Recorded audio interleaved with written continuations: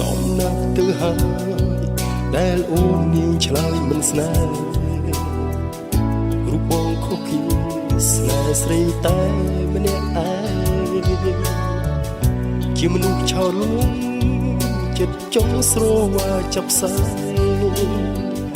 នាំទុកចំបែងបេះដូងក៏ឈាមមិនដឹងច្បាស់ថាខ្លួនឯងជាអ្វី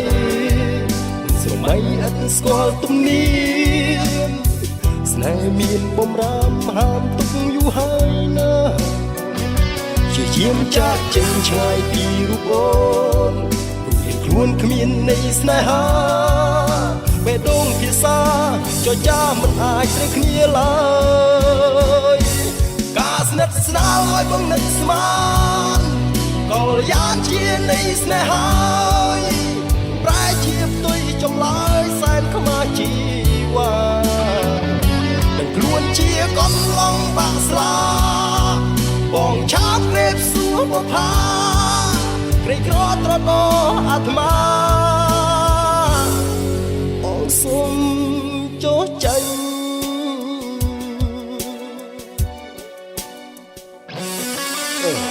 ទូចិត្តភក្តីក៏គ្មាននេះអ្វីប្រាប់អូនយ៉ាងណាក៏សួរអូនគ្មានចិត្តស្រឡាញ់លោភស្នេហ៍លាលូបងគួយទ្រូងសែនទុំនេះបងដកចិត្តវិញលែងល្មើសស្នេហាបងដឹងច្បាស់ថាខ្លួនឯងជាអ្វីមិនស្រមៃឥតស្គាល់ទំនៀមស្នេហ៍មានបំរាមហាមទុកយូរហើយណាជាយាមចាក់ចេញឆ្ងាយពីរូបអូន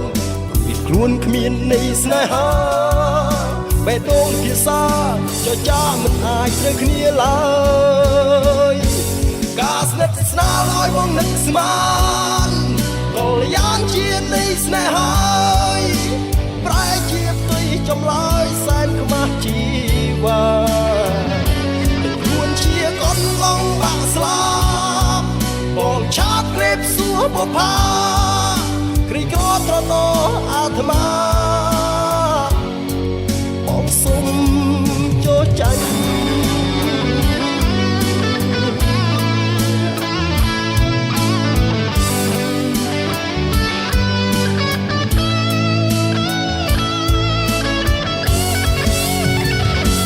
ការស្និទ្ធស្នាលឲ្យបងនឹកស្មានក៏យ៉ាងជានៃស្នេហាប្រែជាផ្ទុយចម្លើយសែនខ្មាស់ជីវ៉ា